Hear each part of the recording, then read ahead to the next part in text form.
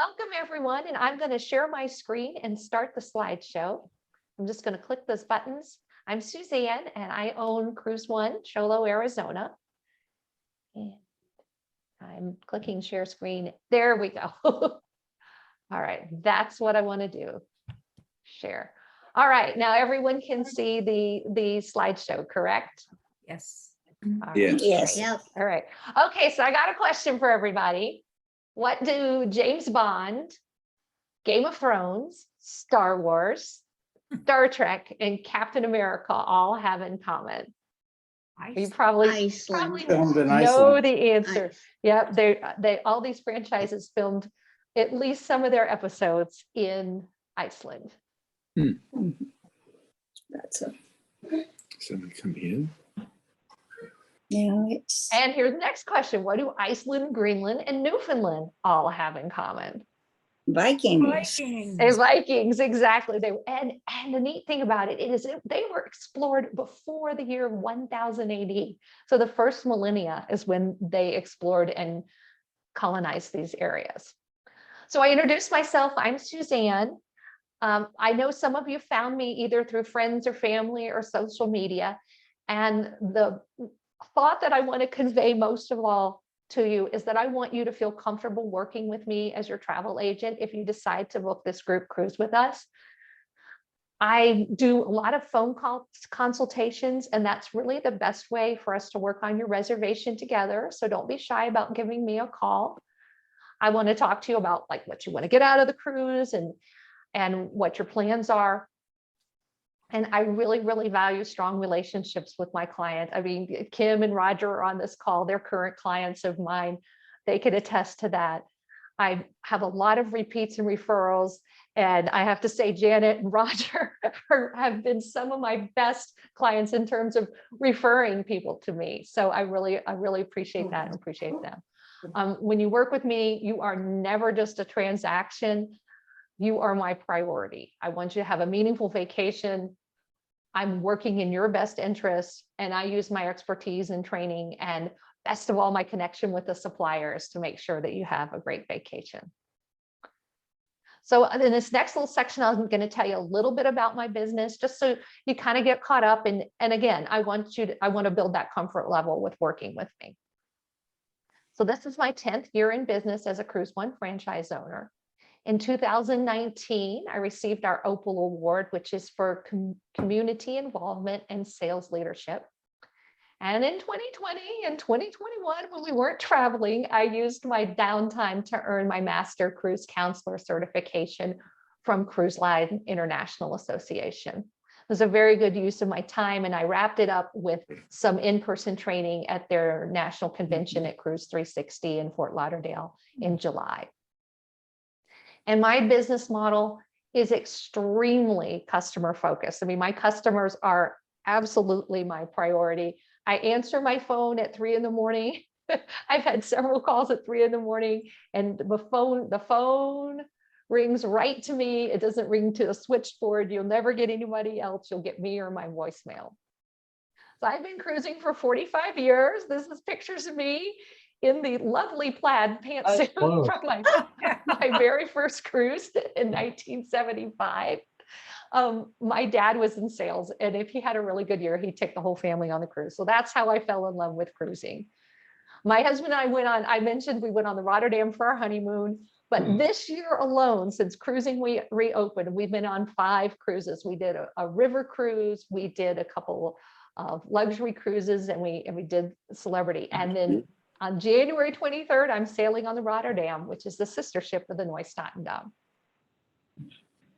My business is made up about 50-50 between groups and individual bookings. I usually do 2 to 4 big groups, and by big groups, usually that's 20 to 60 guests, but that's a big group for me because I'm a small agency. And many of my clients will start with me because I have a group and I have something special in the group, and then they'll stay with me because of the service I provide for all the individual reservations. And groups are fun. You get to know people. It ends up being a great time for the people that are in my small group. Big pause. I want you to know, I work on my clients' behalf.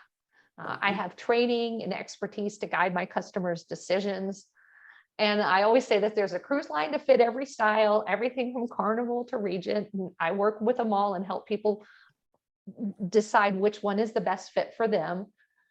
And the best kept secret in travel, and a lot of people don't know this, is that your price is going to be the same or better working through a travel agent than it would be if you go direct. The commissions that travel agents earn are actually built into the price, whether you use a travel agent or not. Yeah. So if you go and book it on your own, you're actually paying for something that you're not getting, which is the professional services of a travel agent. I mentioned this before, I'm easily accessible, phone, text, email, nearly 24/7. And again, I work for you. I just get paid by the cruise lines. So I'll be touching briefly on the cruise and each port of call and talking about what there is to do there. And I'm going to zip through some of these because there's a lot of ports of call on this cruise. Here's our ship, the lovely Neustadt Dam. And I'm excited to share the details about this extraordinary voyage. Best of all, Iceland and Greenland without the overseas flight. You just got to get yourself to Boston. It is not your same old cruise. It's maybe it should be 180 degrees different from a Caribbean sailing. Means completely different. It's kind of similar to what we did in Alaska and Antarctica, but different. Again, it's a part of the world that some of us have never been to. The itinerary is something that is like a once in a lifetime itinerary. I love Iceland. It has amazing scenery, and scenery is one of the main reasons why we cruise. We were going to take another voyage that went to the Canadian Maritimes and Greenland. And my husband kept looking at this voyage and he was going, we need to go back to Iceland and we need to do this one. And he retired in June. And he's like, we're taking the 24 days and we're going to go with that group that you've got. So I'm excited. We booked, we booked like this summer, right after you retired, we made the decision to switch to this cruise. Well, let's talk about the ports. There are going to be 6 ports in Iceland, 2 ports and 2 scenic sailing days in Greenland. And then the Canadian Maritimes, which is Newfoundland and Labrador and Halifax, or excuse me, Nova Scotia, were originally mapped by Captain Cook in his expedition in 1776. And we'll be visiting 2 ports in Nova Scotia and then 2 ports in the province of Newfoundland and Labrador. I had to put the dogs in there because I'm such a dog lover. And the literature I was reading says you might actually see some of these dogs on your cruise. I was like, oh, please, can I see Newfoundlands and Labradors? Well, my best advice, this is a 24-night cruise. My best advice is we're going to go over all the ports of call, but pick and choose the ports of call where you want to do a big excursion. And then pick somewhere you might just want to take a short walk around town. Because if you try to do an 8-hour excursion in every single port, you're going to come home exhausted from this trip. Pacing is important on a 24-night cruise. So Sydney is our first port that we visit after leaving Boston. It was founded in 1785, has a population of 30,000 people, and tourism is the main industry there because the steel mill closed in the 1960s. Things to do. So the Cabot Trail is one of the most scenic drives in North America. And that's certainly a highlight. You visit the Highland National Park when you do that. You can also take a walking tour of the historic town. There's St. Patrick's Church, historic homes, and there's even a Cape Breton Heritage Center there. There's also an Alexander Graham Bell Museum, scenic sailing excursions where you kind of just sail around the islands that are there. And there's even a haunted walking tour. So then we go over to Corner Brook. And Corner Brook was founded in 1767. There is a Captain Cook historic site there. It has a population of about 20,000. So this is kind of one of the mid-sized towns that we're visiting. There's a paper mill and a large hospital that are the major employers there. But the best thing about Corner Brook is the nature that is around. So it is the gateway to Grosmore National Park, which has a lot of large mountains, fjords. You can even see black bear and moose in Grosmore National Park. And other options to explore in this port include a food tasting excursion with folk music. There's several scenic walking tours. We can just walk along the Quarterbrook Stream Path. There's several options, different ways to experience Grossmore National Park. And there's also a tour that includes the Captain Cook Historic Site and even a zipline adventure. Red Bay, Labrador. This is not a booming metropolis. Population 169 people. It's one of the smallest ports that we visit. It is a National Historic Site and a UNESCO World Heritage Site because of the whaling history there. There's a whaling museum there. You can take some scenic hikes. You can see this is one of the like paved paths that you can walk along. And then whale watching is also a popular experience. So we'll leave northeastern Canada, and then we'll head across the Labrador Sea, and we will arrive in Qaqortoq, Greenland. Now, how can you spell a word with 3 Q's in it and it doesn't have any U's in it? I'm not even sure how to pronounce it, Qaqortoq. This particular area has been inhabited by humans for 4,300 years. It dates back to ancient times. And its previous inhabitants included some like Paleo-Eskimo cultures and some Proto-Inuit cultures. There was Vikings, and then even the Danes came here in the 1600s.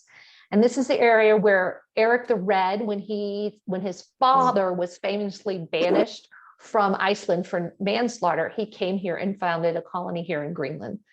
The population is now about 3,000. So small town. In Qaqortoq, there's food tasting tours, walking tours. If you want to splurge, there's a helicopter tour to the glacier, like some of us may have done in Alaska. There's hiking opportunities. There's also an ancient Viking roaring church. Now we'll leave there and we'll head over to Prince Christian Sound. So this is the first of our 2 scenic sailing days in Greenland. And Prince Christian Sound connects the Labrador Sea to the Imminger Sea. And it's about 60 miles long. And in some places, it's only 1,600 feet wide. It's surrounded by some really steep mountains. Some of them reach over 3,900 feet, but the largest is over 7,200 feet high. And it also is a home for tidewater glaciers. So you'll often see these large icebergs in this area. Isafjord, Iceland. Now, this area was first settled again in the 9th century by the Vikings, and it became the largest foreign trading post in the 16th century. It has a tundra climate, and its current population is around 3,000 people, so a small little village. Popular activities there include whale watching, taking a tour of the town itself. There's a bird island to see puffins. If you are a bird lover, Iceland is your paradise because there are so many different types of birds that live there. There's also an Arctic Fox nonprofit research center and museum. And if you take that tour, there's also a folk music performance. Active, if you want to have a more active type experience there's kayaking and bicycling. If you're into history, there's an old Viking village and an interactive Viking museum. Akureyri, it's nicknamed the capital of the north of Iceland. And again, it was settled in the 9th century.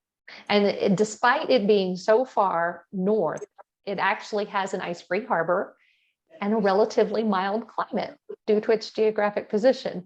Now, when we came in May of 2019, see the picture behind me? We had snow in May. And we were like, oh my gosh, there's snow. It was beautiful. It was really beautiful. But Akureyri is the gateway to some of the most scenic areas of Iceland. It's a larger city in Iceland. I think it might be the 2nd largest with 18,000 people. And fishing's the main industry. Folk culture is more prevalent here in Reykjavik. And that comes into play when you see kind of some of the attractions that you can go see. This is the Godafoss Falls. And Godafoss, there's a legend about it. When Iceland decided to become a Christian nation, the tribal leader in this area supposedly sent all the pagan gods over these falls, symbolically rejecting the old ways and embracing the new Christian ways. We don't know if it's true or not, but that's how the falls have their name, Godafoss. Attractions that are just outside of town, and I put these on here because so many times I talk to people, oh yeah, we did that cruise. We just went into the town and we walked around town. And I want people to know that in some of these areas, the majestic landscapes are just outside of town, and it really is worth it to splurge and take an all-day tour. The picture in the upper left is the lava fields of Dimmenberger. And this is the Christmas time home to the Yule lads. At Christmas, it's almost dark all day long in Akureyri. And this particular area, it's a little park, that's outside of town, a national park, and they light it up with Christmas lights. And the local citizens portray the 12 different Yule lad characters, and they're kind of like mischievous elves or Santa's helpers that are mischievous. So a very good example of how this particular part of Iceland embraces their traditions and their folk culture. There's a thermal bath that's located there. Of course, in the center is the Godafoss Falls. And in the upper right is Lake Miviton, which has pseudo craters. Pseudo craters are when the lava flows over a water source and then the water boils and explodes, and it creates a little craters that dot the landscape. There's also real volcanic craters there and mountains, and it creates quite a striking landscape. Very much a lot of season 2 of Game of Thrones was filmed in this area. And then let's see if I can give the pronunciation right. Griotagia Cave. And that's where the famous love scene between Jon Snow and Ygritte took place in season 2 or 3 of Game of Thrones, but I'll get to it later, but they didn't actually film it in the cave. I walked in that cave, I said, how those cameras in here? And our tour guide says, oh, they recreated the cave on a sound stage. I was like, okay, that makes sense. This is a map just to give you a little bit of an orientation of where these things that are outside of town are located. And then just a couple of things, different excursion opportunities or things to do in this area. You can go whale watching. You can take a tour of Akureyri itself. I recommend to go see those natural wonders that are just outside of town, including those volcanic features near Lake Miviton. These are a couple of my own pictures of the Dimmenberger, the Godafoss, and another kind of shot of that volcanic landscape. This particular feature at Dimmenberger on the far left is supposedly the inspiration for the Eye of Sauron from Lord of the Rings. Apparently the author visited this area and he was inspired to create the Eye of Sauron. The picture in the middle is coming back into town after we left the area outside of town, and we're looking back at where the ship is docked. And then the one on the right, of course, is Godafoss. So Sedisa Fjordur. And this is our next little town that we visit. It was probably first settled in the 9th century, but there's a ruined church there that dates back to the 11th century. And interestingly enough, this is the only international car ferry port in Iceland. There is a ferry that goes back and forth from Denmark. It has a population of 776 people. And one of the main attractions there is Gefufafoss. It's located about 2 miles from town. And if you hike up even a little further, there's a panoramic vista where you can look down and see the whole town and the fjord from there. So it's definitely something that you could do on foot if, a 4-mile hike is something that you kind of normally do in your daily life. There is an excursion offered by Holland America called Chasing Waterfalls, and it includes this waterfall and several others. There's also a bird cliff with puffins. And then another option to go see birds is there's a nature reserve that has 47 different species of birds. There's sightseeing boats that leave from here and they take you around to different fjords in the area. You can do a walking tour of town, and there's also even a tour where you can go visit another town nearby, a fishing village. So to Djúpivogur, and I have been practicing the names of these towns for a week now, and my Icelandic is so poor. I need to have somebody who speaks Icelandic to pronounce all these names and get me a little bit better at them. This town has a population of 456 people. And one of the most interesting things they have there is they have this art installation with 34 eggs that represent the 34 different species of birds that nest in the area. Things you can do in this area, you can do culture or nature walking tours. If you want to venture further afield and splurge a little bit, there is a glacier nearby. There's also some canyons and some waterfalls, also a fishing village, a farmstead, and a maritime museum in the area. Reykjavik. So this is the capital. I think several of us have been to Reykjavik. It was the first permanent Viking settlement in Viking, and the name sort of means smoke cove in Norwegian. It was named that because of the many hot springs that are in the area. It hosted the summit between President Reagan and Chancellor Gorbachev. I don't know what Gorbachev was called. It's really the center of art and culture and history there. And it's gateway to the most iconic tour of Iceland, the Golden Circle Tour. Now, highlights of the Golden Circle Tour include Galafoss, which is that huge. And to give you an idea of perspective, you can look on that little path and see people in that picture.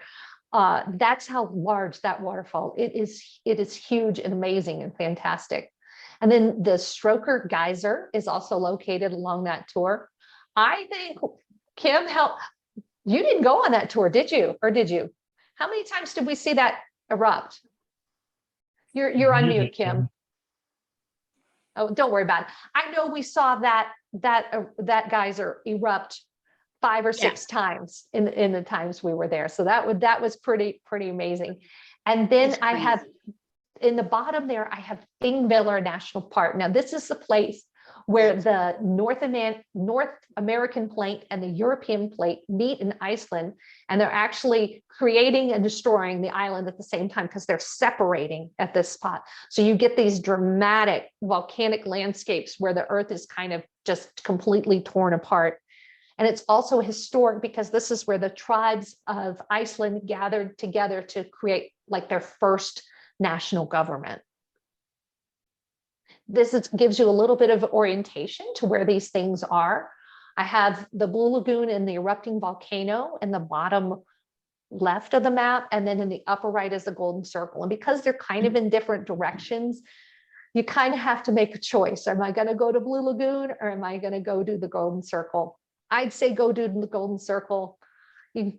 You can go to a spa some other time, or go to that one. You could go to that spa up in Akureyri, which would allow you also to see the other falls that are up there.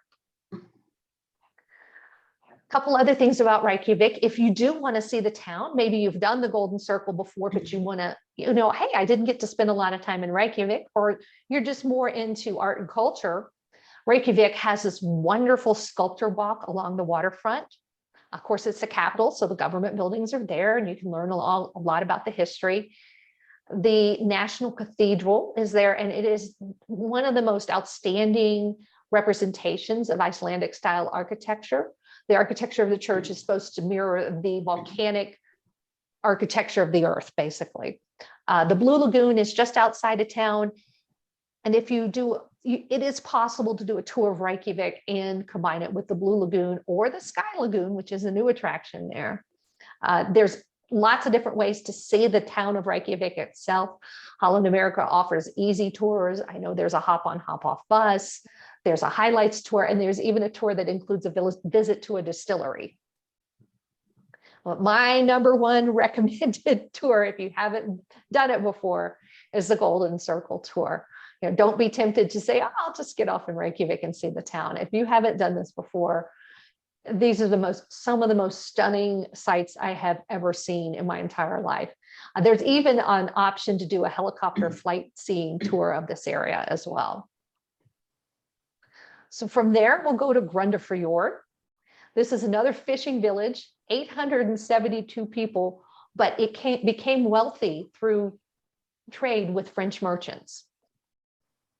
I think this is what I want to go see is let's see, Kirkjufellfoss. Kirkjufellfoss. It was featured in Game of Thrones. If you're a fan of the show, you may remember that the Hound had a dream about this mountain and this waterfall. You can walk to the falls from town. There's also some walking tours that you can take through Holland America or even independently. There's puffins to go see, and even a shark farm is nearby. Now we're going to leave Iceland. We have a day at sea. Then we have another scenic sailing day in Prince Christian Sound. And then after that day, we'll go to the Nortalik, Greenland. And it was first settled by the Norse, and then interestingly enough, later by the Inuit. So it has a population of about 1,200 people. A couple of the different options to explore the town: you can take a walking tour, or you can do a coastal rigid inflatable boat or rib cruise. We'll go from Greenland. We have a day at sea. Then we go back to Newfoundland. Now, the first place we'll visit is St. Anthony's, and it was first settled by the French and Basque fishermen in the 16th century. Nearby, they have found a Viking settlement that predates that. They're not exactly sure when it is. It was probably from the 9th, 10th, or 11th century. There are icebergs and whales sometimes in the area, and this town has a population of about 2,200. So some of the different excursion opportunities to experience this include whale watching, visit to the History Museum. You can visit that Viking ancient ruin, and there's also walking trails that have like the interpretive plaques that you can explore on your own. St. John's, Newfoundland, and it's the capital of Newfoundland and Labrador.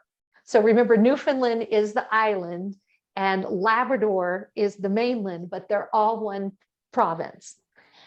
This city was first settled in 1583. A lot of history. It's interesting that these northern areas of the North America seem to have gotten settled first, and then they've moved further south.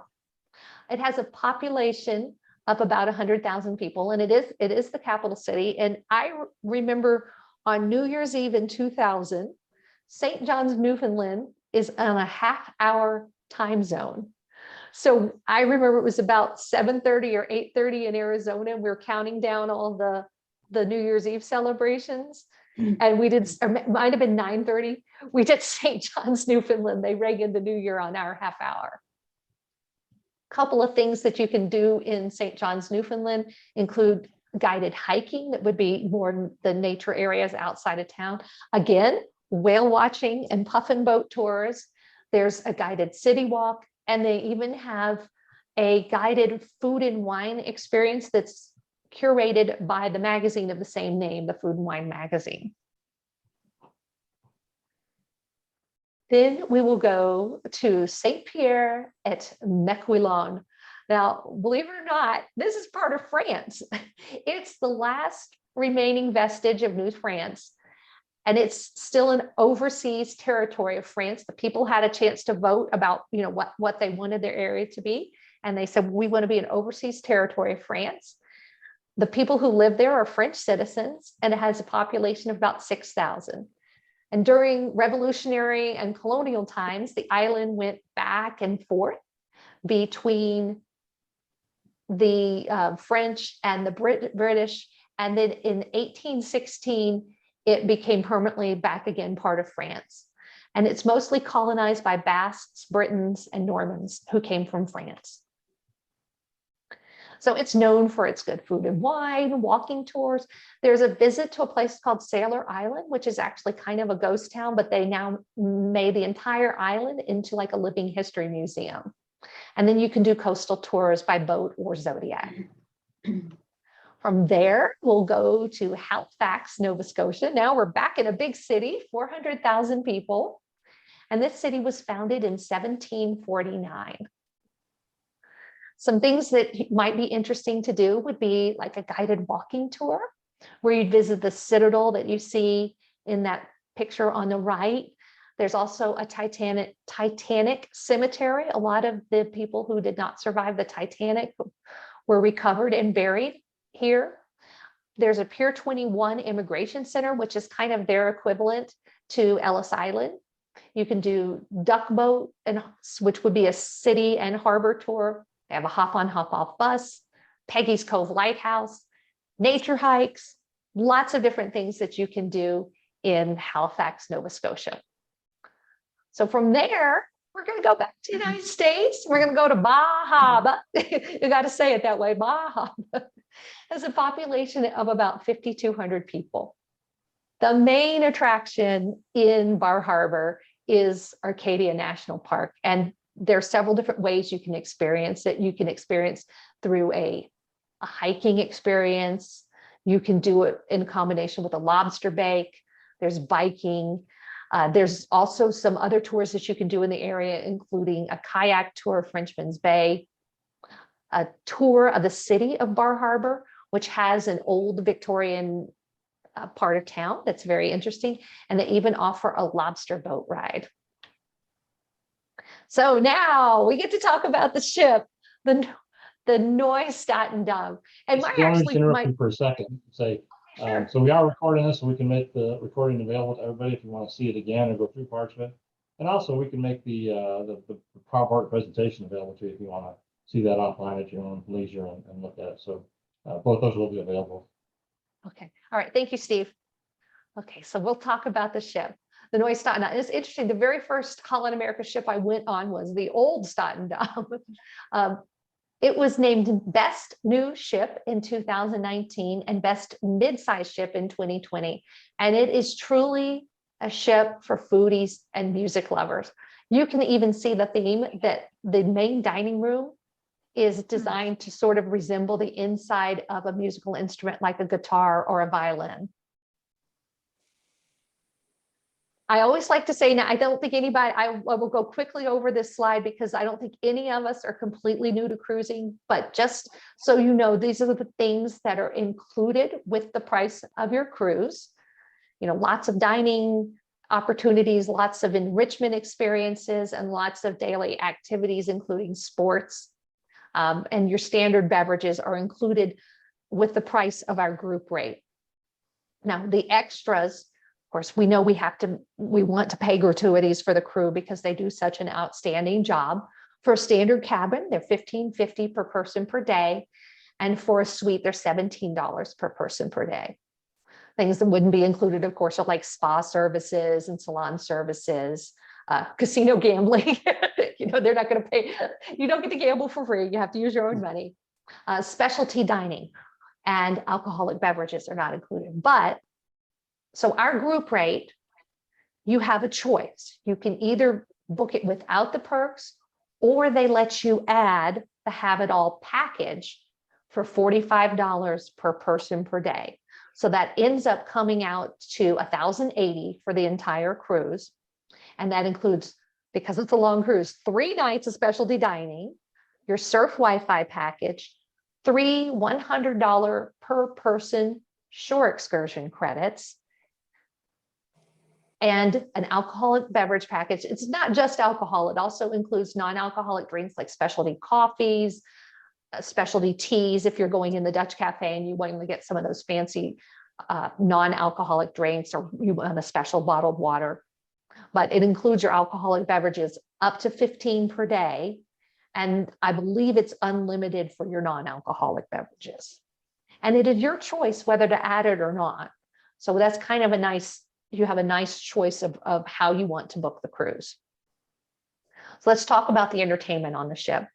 So Holland America has decided that they are going to have all their entertainment curated by world-class entertainment organizations. They have the Lincoln Center Stage, the B.B. King Blues Club, and the Rolling Stone Rock Room. All of these venues have something unique for you to listen to. Classical music, the bands that play in B.B. King's Club are on his national tour. They tour all of his clubs on land, and then they go and do a couple weeks on the ship. They are world-class blues musicians. And then the Rolling Stone Rock Room features the best rock and roll for 40 years of rock and roll. Rounding out the entertainment venue includes Billboard on stage, which a lot of people love. It's the dueling piano bar. They also have the World Stage, which features live music and a 270-degree wraparound projection screen. And this is also the same venue where they have the live music and the videos that are created by the BBC Earth video team. If you ever watched any of those documentaries, you know they're absolutely beautiful. And to have them accompanied by live music, it's incredible. Dining. So we're going to talk about the included dining venues.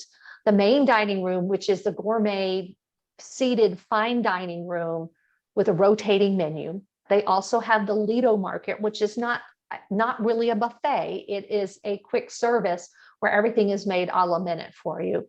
And then they have the dive-in, which is out by the pool, and you have gourmet hot dogs. They're actually Nathan's hot dogs and gourmet burgers there. The New York Pizza and Deli features custom-made pizzas and deli sandwiches like you can get in a regular New York deli. And then, of course, they have 24-hour room service. So this ship features several different specialty dining venues. And again, if you get to have it all, you get to enjoy 3 of them complimentary. There's the Pinnacle Grill, which is a steak and seafood house. It features prime steaks and fine wine. Then there's Canaletto, which is their authentic Italian eatery. And Tamarind is their Asian fusion restaurant. And Condé Nast Magazine even said that it rivals the best restaurants on land. In addition, there's also a sushi restaurant, and there's Rue Sel de Mer, which is a French seafood bistro. So there you have several different choices for specialty dining. Well, let's talk about the rooms. So I have a very limited allocation. I'm kind of going over what I have left at group rates. I have 1 inside cabin available to book. First come, first serve. First person who books it gets it. This is a small cabin. It's the most affordable in my group. It's 145 square feet, but you're treated no differently than if you're in this small inside cabin than you would be if you were in, one of the really nice veranda cabins. Then we have the ocean view. Now I put the pricing here because my group, I sold my last ocean view about 2 weeks ago. That was Karen and Wes. They bought the last ocean view. This is a current rate that those are selling at. So Karen and Wes did not pay anywhere near this. I had a really good price on these, but I put these prices up here because when I switched to the balcony, I want you to see that my balconies are actually priced less than the current rate on the ocean views. So I have 5 of the category V balconies and 1 category VD. And just because I have mostly, I did the category V pricing in this presentation. It has a glass rail balcony. It's located midship and on a middle deck. So you've got cabins above and cabins below. It's a good location. It's a nice cabin. $87.87 per person, including taxes. So I went on the Holland American system and priced out a category V outside my group this morning. I did this very morning. So this is very current pricing. The price you see on the top is my group rates. I have 5 that I can sell at this rate.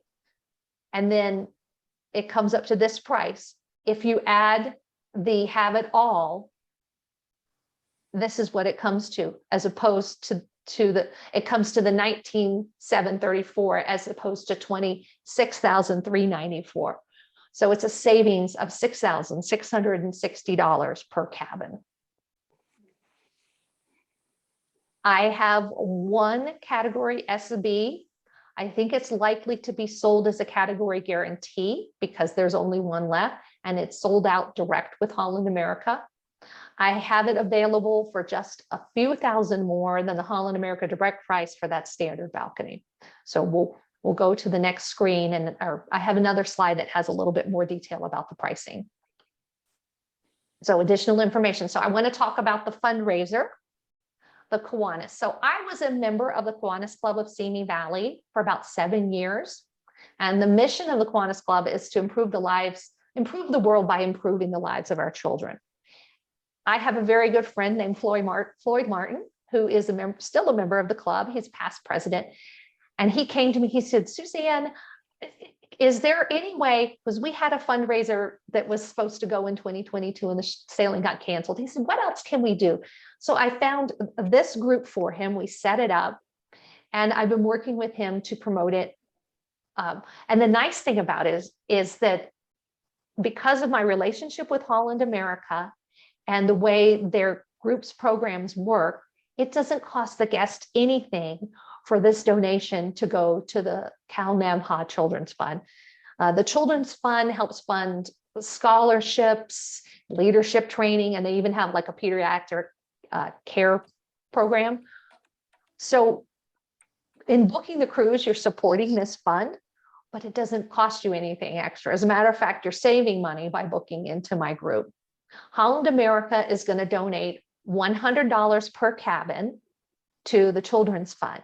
And then through their group's program, we've worked it out with them that I'm going to be able to donate for every 6 cabins we sell, it'll be the equivalent of one person's cruise fare. And it'll be the average of those 6 cabins I'll be able to donate to the CalNAMHA Children's Fund through the Simi Valley Kiwanis Club. So we currently have 7 bookings. We can earn a second bonus if we sell 12. So we just need to sell 5 more cabins and we'll get that second bonus that we'll be able to donate to the Kiwanis Children's Fund. So here's my slide again with the pricing. I edited this very quickly today. And so you'll see our group rate. We see the Holland America direct rate for that same category B cabin with no perks. We compare that to our group rate, then we can add the Have It All for $1,080. That brings the price up to $98.67 per person. And the Holland America rate with those same Have It All perks comes to $13,197 per person. It's a huge saving. And again, I put the Have It All perks on here so you could see them all in one slide. And just to be clear, that Have It All is optional. You don't have to do it. It is optional. You do the math.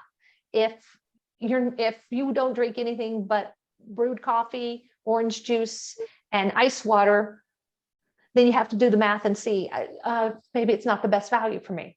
But for other people, if you maybe have 1 non-alcoholic beverage a day and 2 alcoholic beverages, and you would want to do the specialty dining and want to do shore excursions, then it works out in your favor to do the Have It All. They say it's a $90 per day value, and you're buying into it with this group's program being able to buy into it for $45 per day. Cruising in COVID. How many of you have had your cruises rescheduled in the last 2 years or canceled yet? So you can see we've been on 5 cruises already this year. We're confident that cruising is safe and healthy. Cruises are currently sailing with 100% of passengers vaccinated for COVID. All passengers are tested prior to embarkation. And these are some reassurances to let you know, well, I'm putting all this money down. What if I change my mind?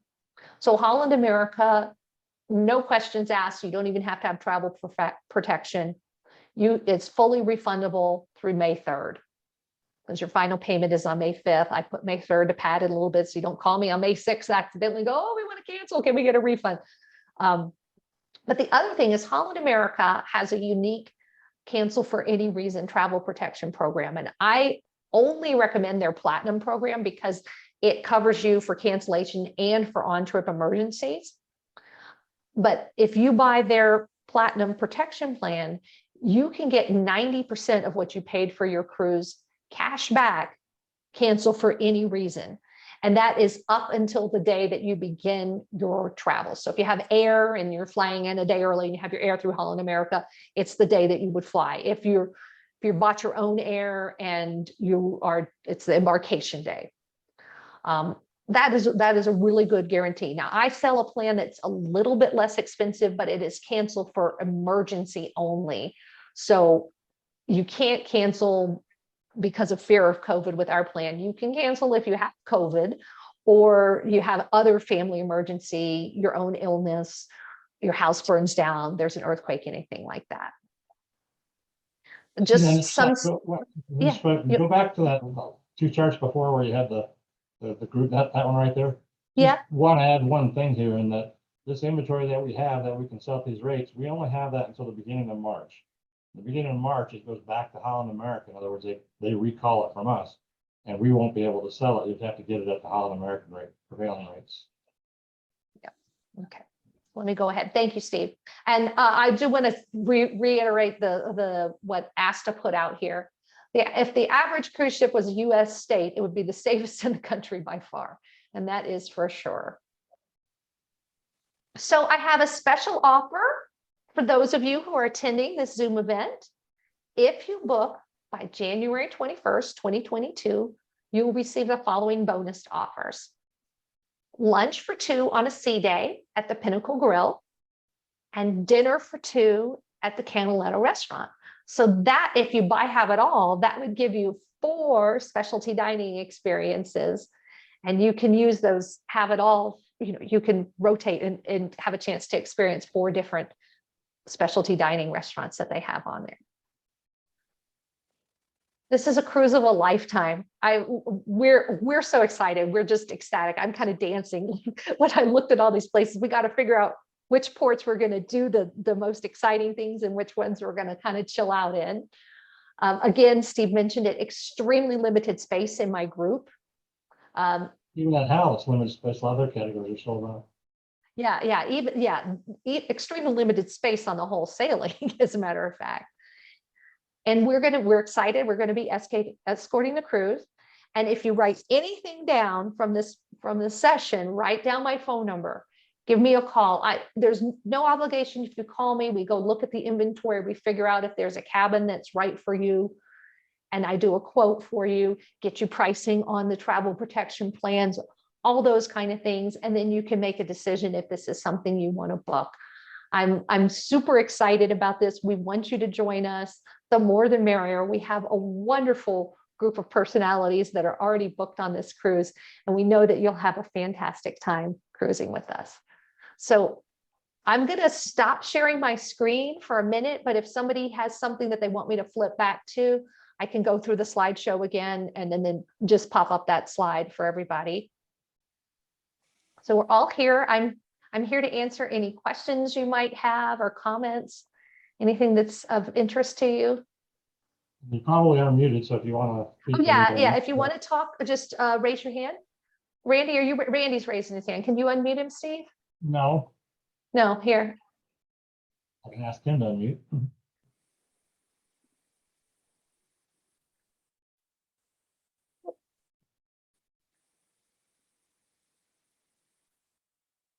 We're still working on it. Karen, are you on? Karen, go ahead, because we're waiting. Randy, when you unmute, we'll get to you next. Yes, go ahead, Karen. I'm wondering about the climate during August. It's the warmest time of the year, but I would bring your, especially if you're from California, bring your winter clothes, and especially bring a hat, like a beanie, gloves, and a scarf, because those are the things that make the biggest difference. It'll probably be cool in the mornings, and then if the sun comes out, even on our day in May when we went into Akureyri and it snowed in the morning, it was pretty warm by the afternoon that day. Okay.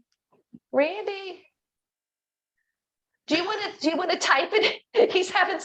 Randy, try hitting your space bar and hold it down.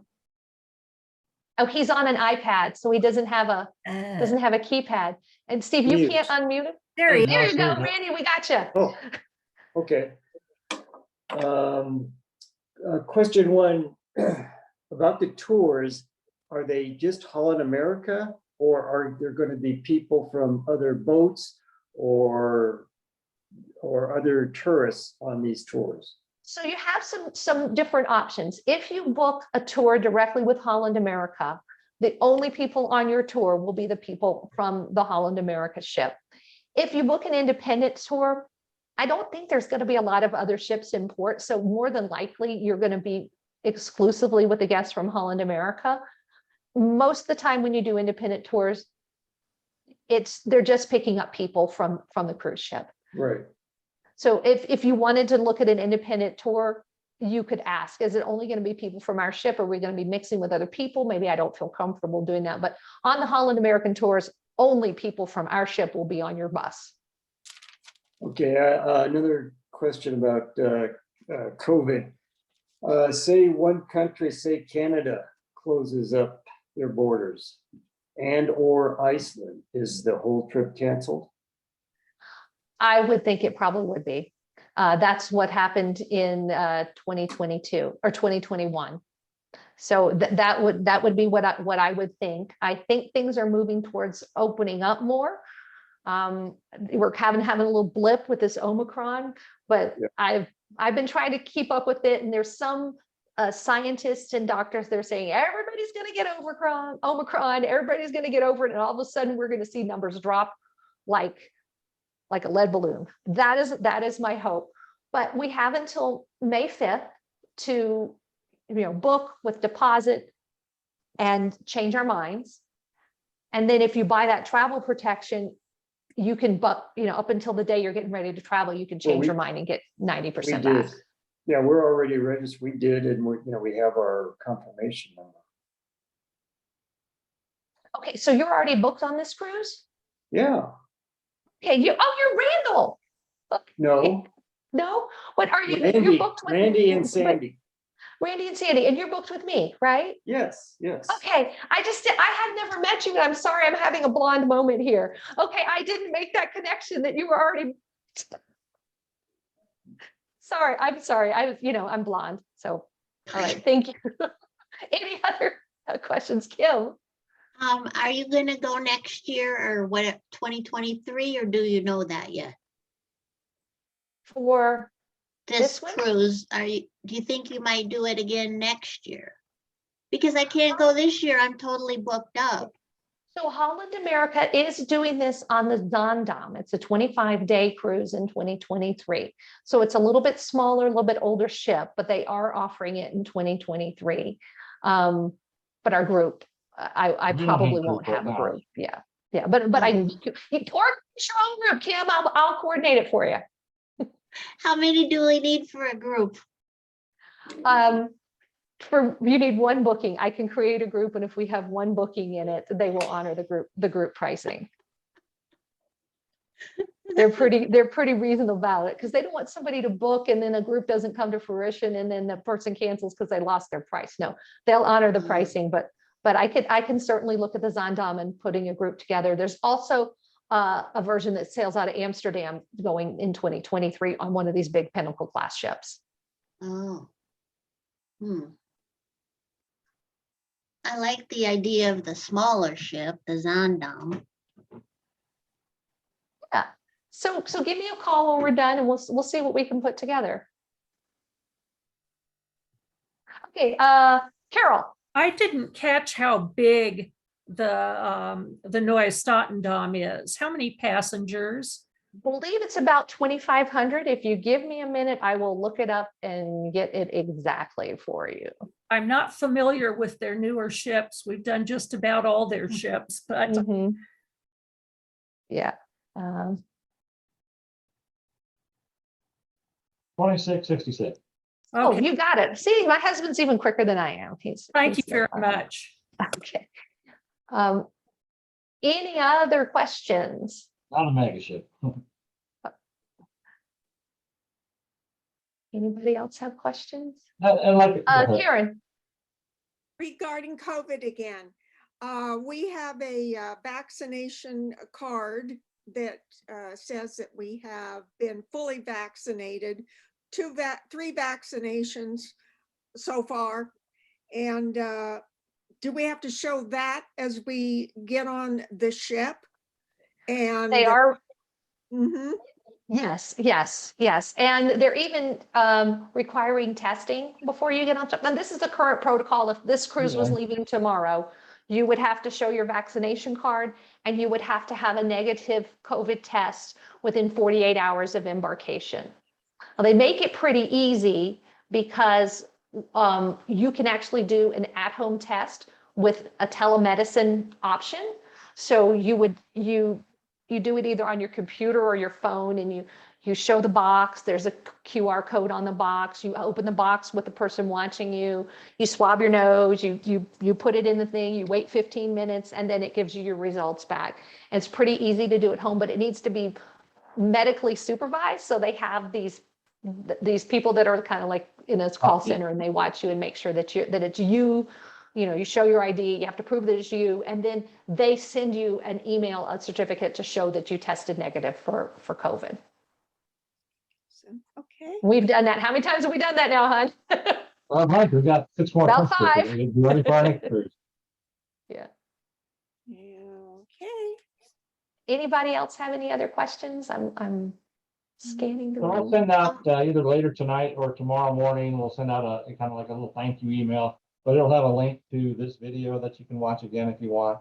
And also have a link where you can download the PowerPoint presentation if you want to go through it at your leisure. And also we encourage you to share with friends and family members. You know, I'm still trying to support my Kiwanis Club. So if we can get 5 more cabins, that's going to make that donation that we're able to make to that children's fund that much richer. So that's kind of what I'm looking for. Kim? I was just gonna say to let people know on the American Queen on the Mississippi River and probably elsewise, it was really cool because we could do our test the night before in the hotel. You know, Oh, the because first they night give in you- a hotel was included Mhm. and they had it set up in the ballroom and you just went through and got your fast test and then they emailed you results that next morning, I think, before you got on the boat. Yeah, that made it really easy. Yeah.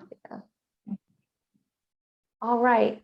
Well, what are we doing? We're coming up right on an hour. So I think I'm going to let everybody go. If you are not booked and you are interested, I encourage you to call me. I have got 5 of those V cabins, 1 inside cabin, 1 suite, and 1 of the category VD, which is a little bit lower, but that's why I featured the category V cabin.